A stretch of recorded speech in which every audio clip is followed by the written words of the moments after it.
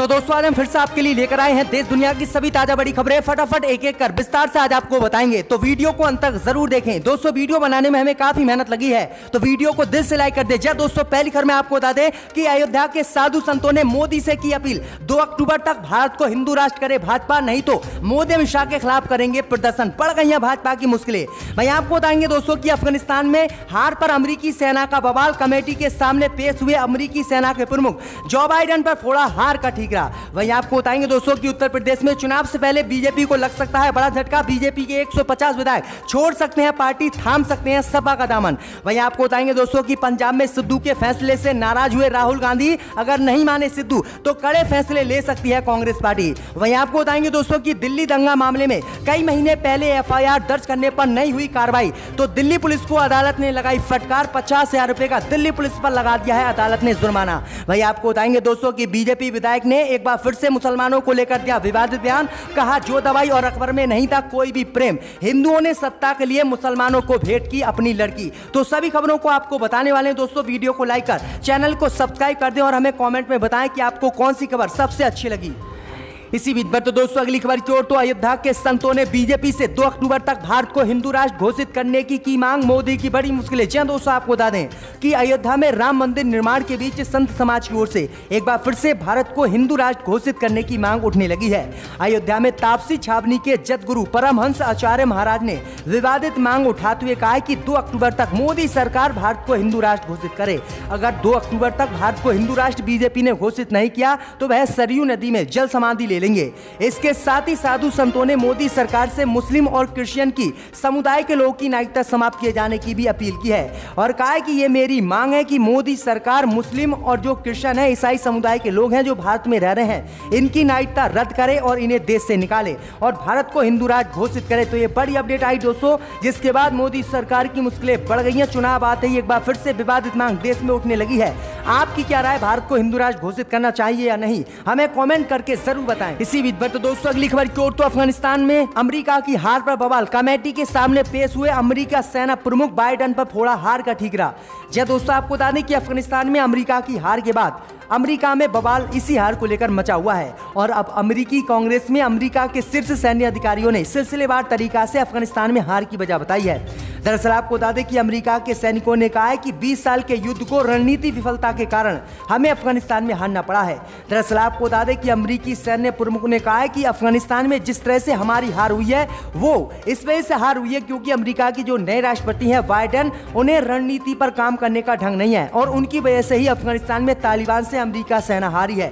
तो ये बड़ी अपडेट आई दोस्तों कि अमेरिकी सेना के प्रमुख ने ये हार का ठीकरा बाइडेन पर। तो दोस्तों अगली खबर की ओर, तो उत्तर प्रदेश में चुनाव से पहले बीजेपी को लग सकता है बड़ा झटका, 150 विधायक बीजेपी छोड़कर थाम सकते हैं सपा का दामन। जी दोस्तों आपको बता दें कि उत्तर प्रदेश में चुनाव से पहले बीजेपी को बड़ा झटका लग सकता है और बीजेपी के लगभग 150 विधायक बीजेपी पार्टी छोड़कर समाजवादी पार्टी का दामन थाम सकते हैं। दरअसल आपको बता दें कि उत्तर प्रदेश विधानसभा चुनाव को लेकर बीजेपी ने रणनीति बनाई है और बताया है कि 150 विधायकों के चुनाव से पहले बीजेपी टिकट काटेगी। दरअसल आपको बता दें कि उन विधायकों के बीजेपी टिकट काटने वाली है जिससे जनता नाराज है और जो पिछले चुनाव में निष्क्रिय साबित हुए हैं। वहीं आपको बता दें कि बीजेपी ने कहा है कि जो विधायक काम नहीं कर पाए हैं उनकी जगह अब नए उम्मीदवार को टिकट दिया जाएगा और जो विधायक जनता नाराज है जिन विधायकों से, उन विधायकों के भी टिकट काटे जाएंगे और नए लोगों को मौका मिलेगा।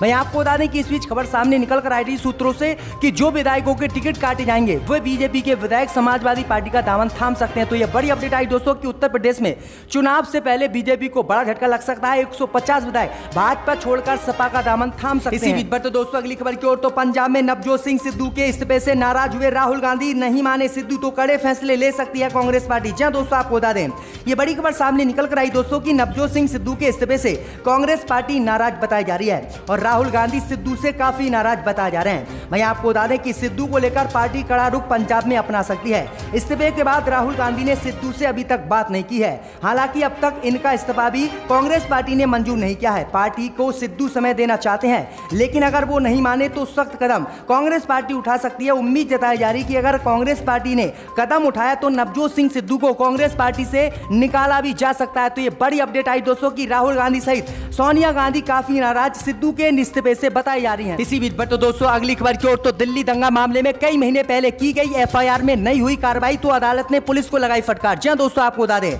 कि दिल्ली की एक अदालत ने दंगा मामले में एफआईआर दर्ज किए जाने के महीनों बाद भी जांच में कोई प्रगति नहीं दिखने पर मंगलवार को पुलिस को फटकार लगाई है और कहा है कि ये वास्तव में दुर्भाग्यपूर्ण स्थिति है।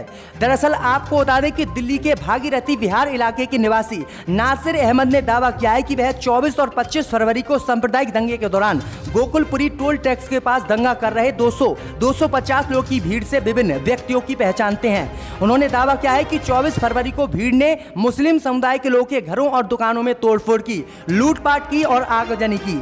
साथ ही उन्होंने दावा किया है कि पुलिस भीड़ के साथ ही उन्होंने दावा किया है कि भीड़ ने कथित तौर पर उस इलाके से गुजरने वाले लोगों को रोका और अगर वे मुस्लिम समुदाय के पाए गए तो उन्हें पीट कर घायल कर दिया, उनके वाहनों को भी जला दिया गया। उन्होंने आगे दावा किया है कि 25 फरवरी की भीड़ ने उनके गोदाम और 3 बाइकों में आग लगा दी।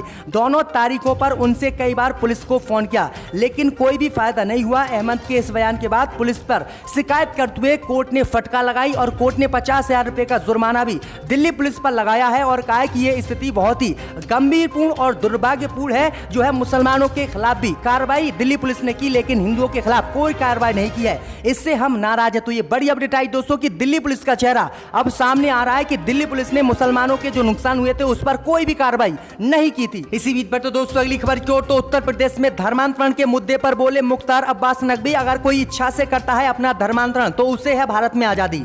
जय दोस्तों, आपको बता दें कि देश में धर्मांतरण के मुद्दे पर केंद्रीय मंत्री मुख्तार अब्बास नकवी ने बड़ा बयान दिया है। मुख्तार अब्बास नकवी ने कहा है कि अगर कोई भी व्यक्ति अपनी मर्जी से धर्मांतरण करता है और दूसरे धर्म में जाता है तो उसे देश में आजादी है और वह ऐसा कर सकता है।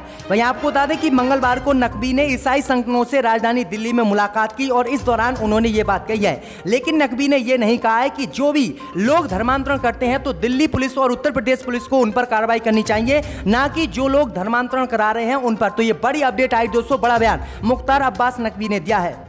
इसी बीच पर तो दोस्तों अगली खबर की ओर, तो शिवपाल यादव ने गठबंधन को लेकर अखिलेश को दी चेतावनी, 11 अक्टूबर तक सपा करे हमसे गठबंधन, नहीं तो अकेले लड़ेंगे यूपी में चुनाव।